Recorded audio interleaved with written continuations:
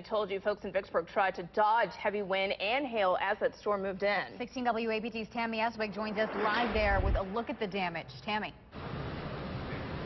Yeah, guys, we just got off the phone with Warren County emergency management teams. Now, they say there are 0 reports of damage in this area. They say just some downed trees. But that was not the case earlier at the Valero gas station right off of Indiana Avenue, where hail pelted this area.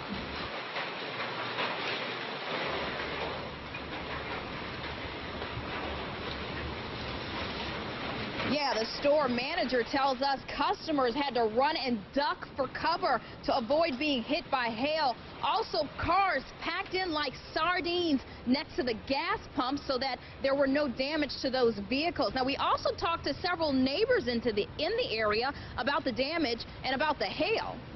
I got on y'all's website, looked at the video, and it was purple. And it sounded like a train coming up. Just boom, boom, boom, boom, boom, boom, boom. Then all of a sudden, it hit and the hail came. It was small, and then it just out of nowhere, I mean, massive chunks were coming down, flying off the house, on the vehicles, tore the magnolia tree up, debris everywhere. Did you hear anything? I heard something hitting on the roof.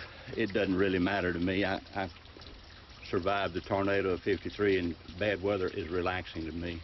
A lot of people saying it was quite the show out there to see. Once again, the Warren County Emergency Management Team saying no major damage out here, just a couple of downed trees. Also, no flooding out here. Live from Vicksburg, Tammy Eswick, 16 WAPT News. Back to you guys.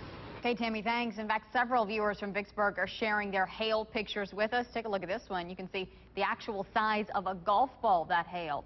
As